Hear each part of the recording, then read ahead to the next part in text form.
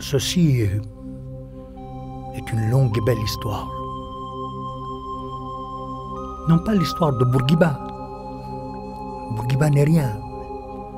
Il fait partie de cette poussière d'individus, comme l'a appelé un écrivain colonial, qui constitue ce vieux peuple tunisien qui fut glorieux, qui fut grand avec Carthage, et puis qui a connu des périodes de décadence absolument indescriptibles, où l'être humain devenait l'égal d'un pauvre animal. Je suis né dans ce pays et je revendique entièrement mon appartenance à ce vieux peuple, contrasté à cette mosaïque de tribus bédouines arabes, à ce fond berbère, à ce fond latin, ce fond arabe venu des tribus qui ont conquis la Tunisie après la grande famine de l'an 1000, à l'instar de l'Europe. Et chaque fois que je me promène, que je regarde mon collège Sadiki à Tunis, mon lycée Carnot, et tous les témoignages de cette irascible foi dans le savoir, eh bien, je me dis qu'il y a toujours une espérance en Tunisie. Car l'homme, c'est le capital. Me voilà dans un bateau 4e classe vers Marseille, puis vers Paris, mais après avoir goûté les délices de la capitale tunisienne, à son théâtre, à Habib Msika, la Sarah Bernard du pauvre. Et nous voilà donc sur les chemins de l'université française tant rêvée, qui n'était à la portée que de quelques dizaines. Et voilà Paris, Paris dans sa splendeur, dans sa grandeur, offerte à nos pauvres yeux, éblouis, éblouis, nous étions perdus. Et je me retrouvais là, avec ce foisonnement de culture, de musique, d'art, de littérature, et puis surtout, cette grande actualité brûlante, politique, qui, partagée entre la droite et la gauche, qui voulait une révolution communiste prolétarienne, à l'instar de la révolution de Lénine en Union soviétique, à l'instar de tous les grands mouvements qui traversaient l'Europe de part en part, cette Europe endormie sous le joug d'un capitalisme sauvage au XIXe siècle, qui s'est retrouvée livrée aux idéologies les plus incertaines. Principi che declinano, la vittoria è per noi, per i primi.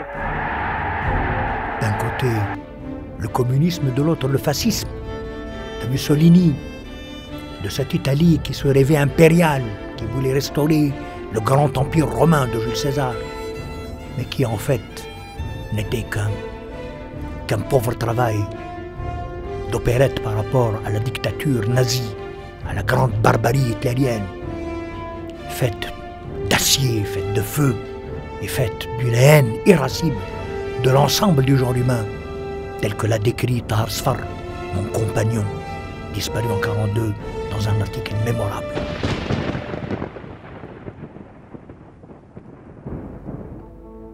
Oui, c'est bien grâce à la Sorbonne, à mes professeurs de droit, à la Fondation des sciences politiques de la rue Saint-Guillaume, à ces séances de l'Assemblée nationale où j'assistais aux joutes oratoires de la Troisième République, grâce à ces scènes absolument folkloriques de la visite d'Ebeille, eh bien, j'ai pu suivre petit à petit la grande vie, découvrir le nouveau monde, grâce notamment à une femme française magnifique, Mathilde Lefranc-Laurent, une veuve de guerre. C'est avec elle, avec le fils qu'elle m'a donné, que j'ai pu franchir les premiers pas, gardant bien présent à l'esprit les grandes rencontres de Paris, Ho Chi Minh et d'autres chefs révolutionnaires qui vont décider du sort du monde colonial. Et me voilà avocat au palais de justice de Tunis, face à une structure absolument hétéroclite du résident général de France qui commandait tout, et du roi de Tunis, du bey de Tunis qui ne commandait rien. qui ne savait rien, qui était un pauvre illettré d'ailleurs. Mais face au réformateur Mohamed Ali El-Hammi, à Tahar El-Haddad, l'homme qui annonça la libération de la femme à Chebbi, le poète national. Et puis, nous étions les héritiers de Cheikh Abdelaziz Al-Halbi, ce gros monsieur qui revenait d'Orient, auréolé du titre du père du nationalisme tunisien. Et ce peuple qui attendait impatiemment, qui attendait quelqu'un, qui attendait une voix, qui attendait une déclaration, un texte, un manifeste, un je ne sais quoi qui puisse le réveiller. Et voilà la naissance du néo-destour de notre petit parti, jeune, populaire, volontariste, avec une élite populaire, de gens du savoir, de la petite bourgeoisie du Sahel, du Sud, de la capitale. Et voilà que le message commence à passer, que cette œuvre commence à se faire, que ce rêve commence à se concrétiser dans l'adversité avec la machine coloniale qui était destinée à broyer l'arabe, l'indigène, dès lors qu'il se levait, dès lors qu'il se bougeait. Et voilà le grand, l'inénarrable Marcel Pérouton qui fait peser sa massue de fer sur nous et qui nous envoie aux confins du Sahara tunisien, à Bourges-le-Bœuf, pour des mois et des mois de confinement sans procès, gardés par des auxiliaires et par quelques sergents en mal d'aventure saharienne parmi les méharistes du désert. Eh bien, c'est le Front populaire de Léon Blum qui va nous libérer de cette servitude longue et saharienne. Et nous voilà de nouveau dans la course à Paris, en train de quémander le Front populaire, de lui commander un droit de reconnaissance du protectorat tunisien. En 1937, nous revient le père du nationalisme, Cheikh Abdelaziz Al-Halbi, mais la ville de Tunis, la Tunisie tout entière, n'attendait pas le miracle. Elle attendait des actes. Elle attendait des actes souverains, des actes historiques. Et dans cette ville, cette médina arabe, dans les quartiers européens, avec la communauté juive tunisienne, qui était traversée par des courants socialistes, qui étaient des courants amis, voilà que le peuple marche, le pouvoir aux Tunisiens. Nous voulons un parlement tunisien. Et c'était le 9 avril 1938, et me revoilà en prison, les menottes aux mains, 2 années après ma libération du Sahara. Et me voilà parti pour une saga de 5 longues années de prison, de la prison civile de Tunis jusqu'au vieux port de Marseille, là-haut, dans le haut fort Saint-Nicolas. Me voilà dans les cellules ignobles de la prison, et voilà la France soumise aux joues allemands et Hitler festoyant face à la Tour Eiffel, jusqu'à ce qu'un jour, Klaus Barbie, le boucher de Lyon, vienne me libérer.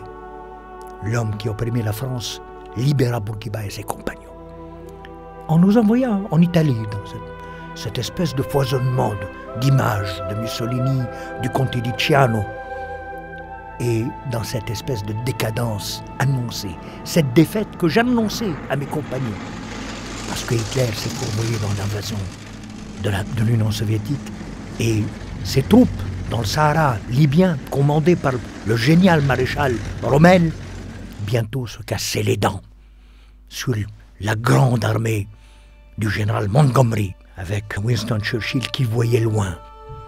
J'étais revenu de Rome, et je regardais la déconfiture du Troisième Reich allemand.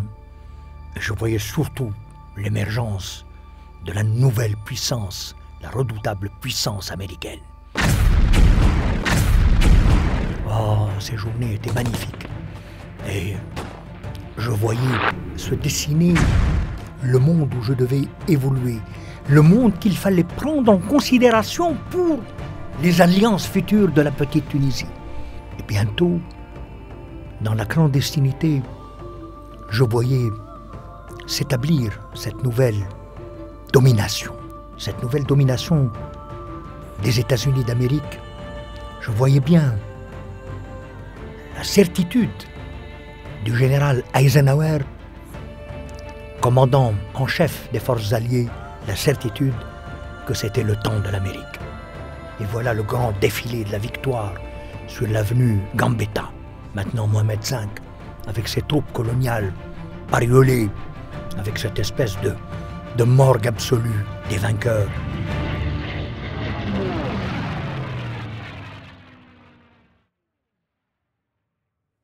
Et je regardais posément les larmes des petits citoyens tunisiens qui saluaient le départ de Moncef Bey, déposé par le général Juin, et qui était envoyé au fin fond du Sahara algérien afin qu'il abdique, qu'il démissionne pour laisser le trône à la nouvelle marionnette, Sidi Lamine Bey, continuité de la dynastie husseynite. Que devais-je faire? Me taire?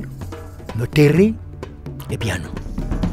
J'ai traversé le désert libyen parsemé de chars et d'ossements pour arriver dans la splendide ville du Caire où j'attendais tout. C'était le règne de Farouk, le roi Farouk, le bon roi Farouk. C'était le pays des cabarets, du cinéma, Kalthoum, qui ont chanté et chanté. Et c'était le carrefour du Moyen-Orient arabe. La voix d'Esmahan nous berçait, bien sûr. C'était surtout la pensée de Taha Hussein, l'écrivain aveugle, le grand réformateur de la littérature et de la pensée arabe, qui devint mon ami. Bientôt, le bureau du Maghreb arabe a réuni toute l'élite nord-africaine, côté de Habib Thamr, jusqu'à Hassan el-Banna, le fondateur des Frères musulmans. Nous suivions la nouvelle configuration du monde. Et voilà le roi Ibn Saoud à la rencontre du président Roosevelt à bord du croiseur le Quincy. Et le pacte du Quincy allait dessiner l'avenir. Le pétrole contre la sécurité, l'avenir de la relation entre l'Amérique et l'Arabie Saoudite. C'est le prince Faisal, le chef de la diplomatie, qui me permit de visiter les États-Unis, de rencontrer Dean Acheson à l'ambassade saoudienne et de diffuser une photographie extrêmement importante sur ma rencontre avec Dean Acheson et d'appeler la France à écouter la voix de la raison, de voir l'émancipation des puissances asiatiques, de Sukarno avec l'Indonésie, de Nehru, de Gandhi, d'écouter les voix du réformisme islamique avec Shakib Arsalan, avec tous les amis que j'ai pu réunir jusqu'au jour où j'appris depuis le Caire la mort de Moncef Bey, son arrivée dans un cercueil escorté par un peuple tunisien en larmes et guidé par Farhat Hached, la nouvelle étoile montante, le patron de l'Union générale des travailleurs tunisiens, dans son costume blanc. C'est avec lui que j'ai fait un grand voyage en Amérique, jusqu'à San Francisco, pour assister au congrès des syndicats américains qui détenaient le vrai pouvoir avec le Parti démocrate. C'est ce congrès qui me permit, n'est-ce pas, avec Farhat Hached, que j'ai vu pour la première fois en 1949. Je ne l'ai connu que pendant 2 petites années. Mais quel grand travail avons-nous effectué, ensemble, la main dans la main, jusqu'à la confrontation, la nouvelle confrontation avec la France coloniale. Après avoir mobilisé le peuple, j'étais une fois encore en but à l'irascible résistance du mouvement colonial, de cette 5e colonne des prépondérants de Tunisie.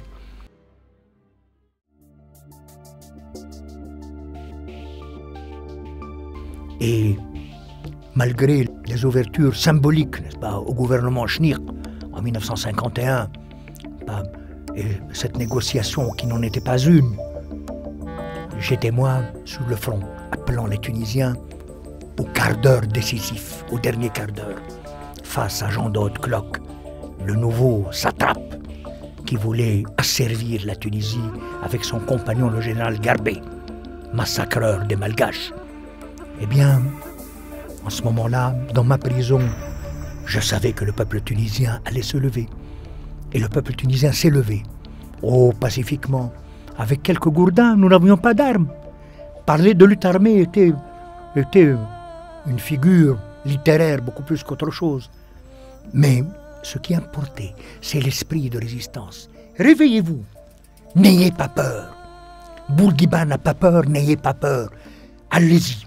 Je suis sur mon île de la Galite, une île en pleine mer à 60 km au large de Bizerte, mais je n'ai pas faibli un seul instant. On me rendait visite. D'abord à Tabarka, mais par la suite, dans la solitude totale de ce rocher, au large, je recevais de temps en temps ma pauvre épouse Mathilde. Et un jour, j'appris que la Main Rouge, organisation terroriste coloniale, avait abattu Farhat Hached le 5 décembre 1952. Et une chape de plomb, encore une fois, s'est abattue sur la volonté du peuple tunisien, mais l'esprit de résistance triompha bientôt de cet abattement. Edi Chaker, depuis Sfax, portait le souvenir de la résistance et était abattu à son tour, mais l'esprit d'indépendance triomphait. Mohamed V résista au diktat colonial au Maroc. Mais de l'autre côté du continent asiatique, Ho Chi Minh marqua cette époque par une victoire décisive, par un coup décisif, la défaite française de Dien Bien Phu au printemps de 1954. Et voilà Mendes France, enfin, à la présidence du Conseil aux côtés de Chou En-lai et de Ho Chi Minh, en train de redessiner la nouvelle carte du monde. C'est grâce à lui, quand il visita le Bey à Carthage en juillet 1954, que la France reconnut enfin le droit des Tunisiens à l'autodétermination. Je quittais bientôt la Galite pour l'île de Groix en Bretagne, au pays du Bigouden, et bientôt les clameurs de la révolution algérienne vinrent soutenir cette revendication de liberté. La France coloniale n'en pouvait plus. Elle devait lâcher d'abord le Maroc, puis lâcher la Tunisie pour se concentrer sur l'Algérie, pour enfin perdre l'Algérie. Le temps était à l'indépendance. Et l'homme qui comprit tout cela était mon ami, l'homme que j'ai le plus respecté, Pierre Mendès France.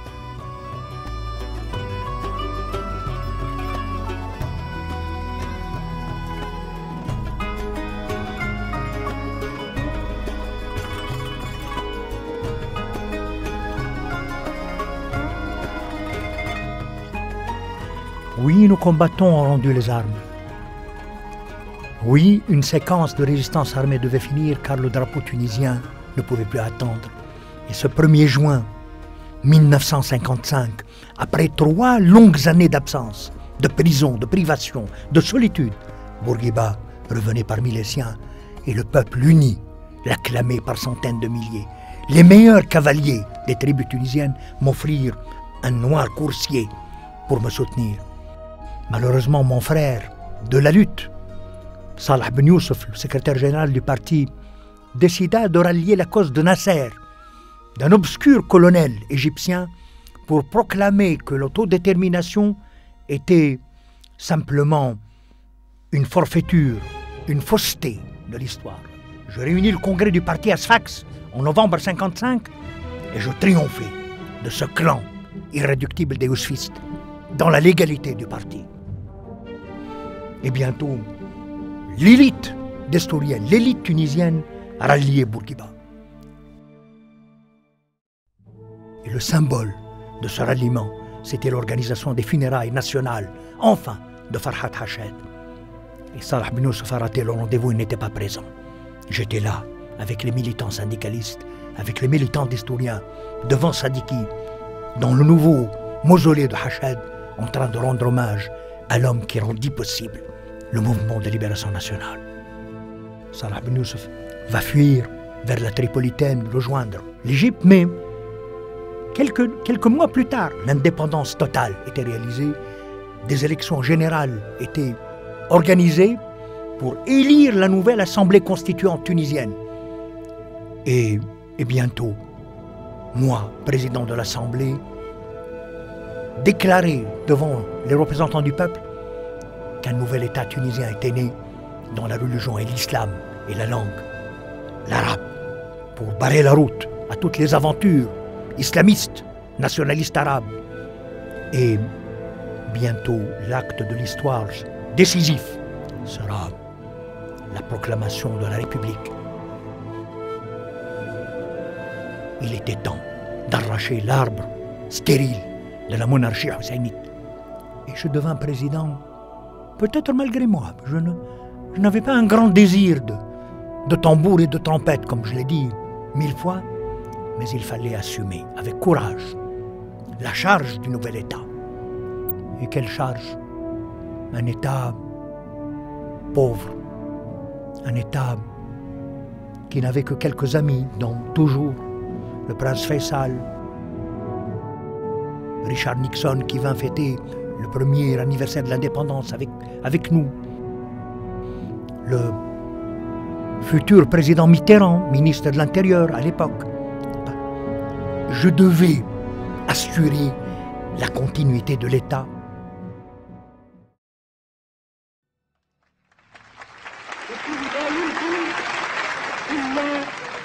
بإلغاء الملكية وإحلال محلها الجمهورية بمعنى إحلال نظام جديد. Oui, je devais construire la nouvelle République avec mes frères, avec mes camarades, qui étaient des militants, qui étaient l'élite. 60% des membres du gouvernement tunisien venaient des grandes écoles et des grandes universités tunisiennes. Il n'y avait pas de place pour les médiocres. Il n'y avait de la place que pour ceux qui méritaient cette distinction et qui méritaient la nouvelle République après le départ du Bey vers un exil intérieur. Nous n'avons pas été méchants avec les Beys, ce n'est pas vrai. Nous l'avons mis en résidence surveillée puis libéré très rapidement, lui et sa famille.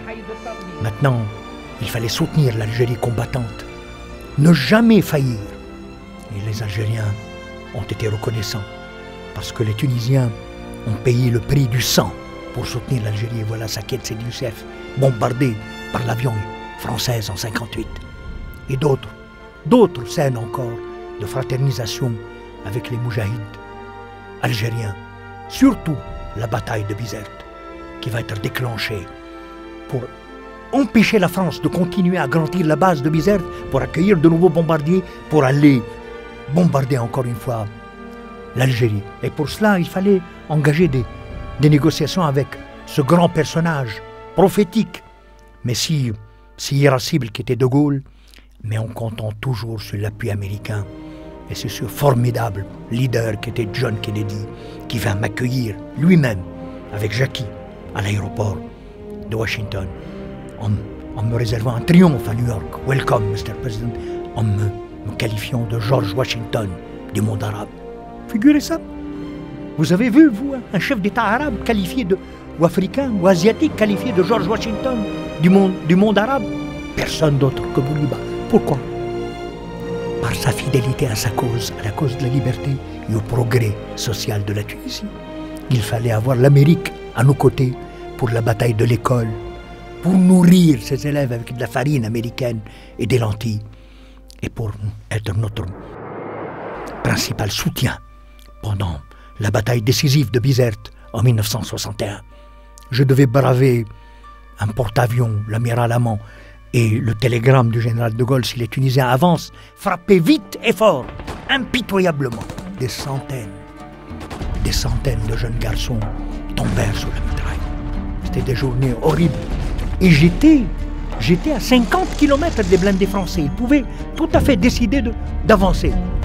Mais des centaines de Tunisiens sont tombés sur le champ d'honneur pour éviter à la Tunisie la soumission.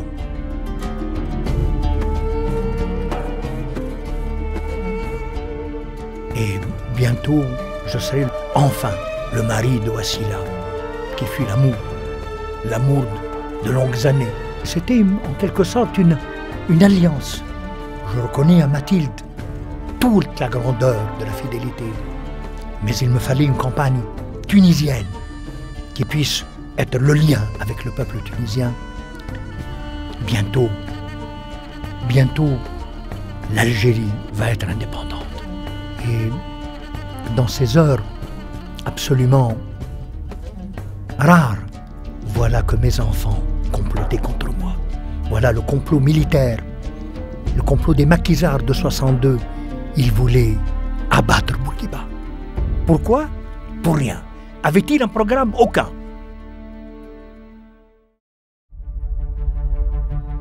Voilà que le 15 décembre 63, Nasser Bembella était à mes côtés pour les fêtes de l'évacuation de Bizerte. Et voilà le Parti socialiste destourien qui rénove l'esprit de Destour avec un jeune militant syndicaliste, socialiste de cœur, Ahmed Ben Salah. Nous voilà partis pour une bataille de développement absolument intense, appelée le socialisme destourien, qui commença bien et qui finit mal.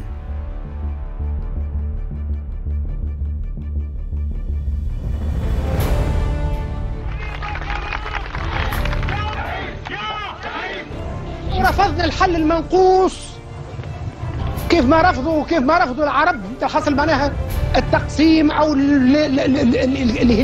الكتاب الابيض او وبعدين يقعدوا ندمانين عليه. يا ليت كان تكون افضل من الحاله اللي احنا فيها. يا حبيب هذه النصيحه اللي اقولها لكم وكل العرب حتى تضعوها في الميزان. Oui, j'étais le diplomate en chef de la Tunisie et j'ai fait exploser la bombe de la paix au Moyen-Orient en répétant aux Palestiniens qu'ils devaient revendiquer leurs droits reconnus par l'ONU au détriment des commandants arabes qui ne voulaient rien entendre. Je partis en Afrique auprès de mon ami Sédar Senghor. Je renouais avec la grande tradition et je continuais toujours à négocier d'abord l'intérêt de la Tunisie, l'intérêt de la nation arabe. Et bientôt, Nasser paya le prix de ses discours enflammés. Israël frappa le 5 juin 1967 et l'aviation égyptienne a été annihilée, détruite au sol dès les premières heures du 5 juin 1967, laissant le monde arabe ébahi parce que tout le monde a cru en Nasser. Les Tunisiens croyaient en Nasser. Tout le monde pleurait la défaite de Nasser, pleurait la perte de Jérusalem, pleurait la perte du Golan syrien. Qui pouvait rester insensible à cette défaite historique face au petit État d'Israël qui a profité de toutes les faiblesses de Nasser qui démissionna le 10 juin 1967, reconnaissant sa lourde défaite et la lourde défaite du nationalisme arabe. Quant à nous, nous continuons notre expérience, mais un naufrage général, des inondations ont tout emporté à la fin de 69, après ma crise cardiaque. Et j'ai choisi mon compagnon de toujours, un argentier habile, un économiste de talent, Hedi Nuira, pour conduire une décennie libérale qui a enrichi la Tunisie, qui a permis aux Tunisiens un vrai décollage. كما أجمع نواب الأمة في جلسة مشهودة يوم 19 مارس 1975 على منح المجاهد الأكبر رئاسة الجمهورية مدى الحياة.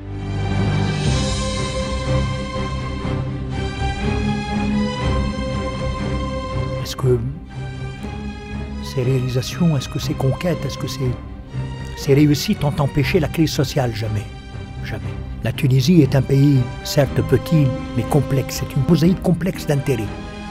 Et j'ai réveillé le sens de la dignité chez les Tunisiens, ce sens absolu de la dignité. Et donc, j'ai eu des problèmes avec beaucoup de secteurs de la société tunisienne. Les nationalistes arabes qui ont attaqué Gafsa sous la férule du pauvre Gaddafi qui croyait abattre Bourguiba par un commando absolument incertain, qui a été puni avec toute la pugnacité de l'État républicain. Et par la suite, il a fallu reconstruire encore une fois. Reconstruire après le départ de mon cher Hedi Nuira, frappé par la maladie. Voilà le gouvernement Mzali, et nous voilà qu'à un cas conduisant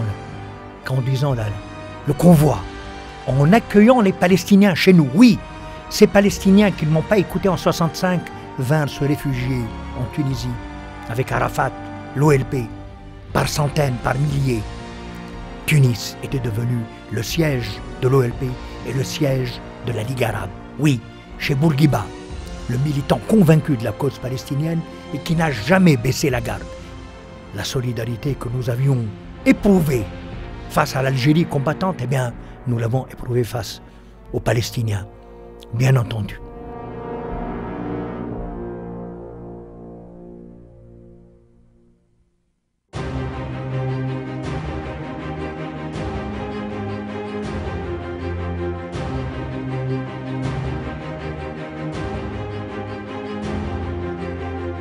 هكا الزيادات في الخبز وفي السميد وفي المكرونه وكذا لا.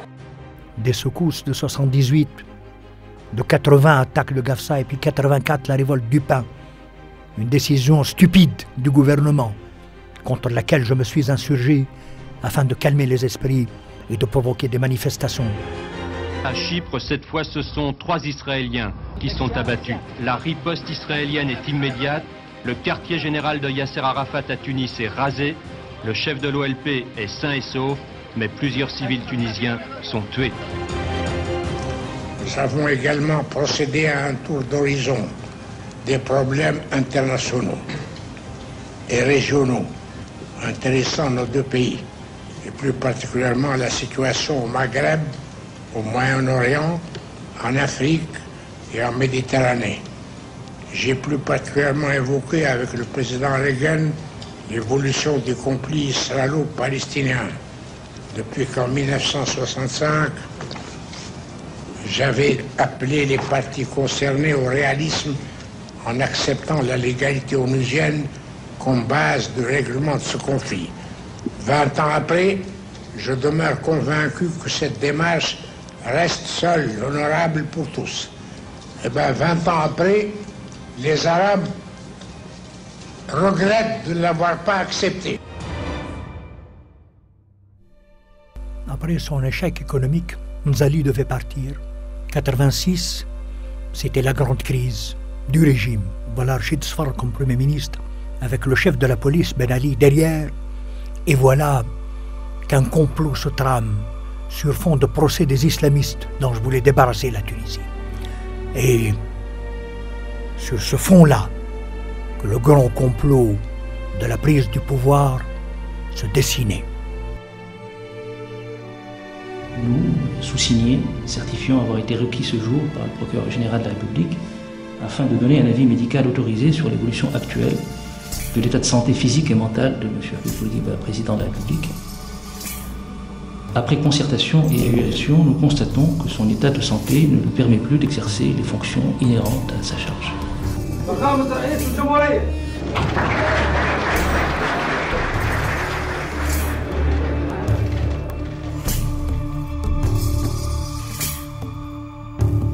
كنت تحب تخرج شويه من المسيره، تحب تجي لتونس، تحب تمشي لمرناك، تحب تبدل شويه الجو، بكره تحب وين ما يجيش قال لك ما يحبش يخلقك ياسر ماشي عليك جاي وكذا. لا بارك الله فيك.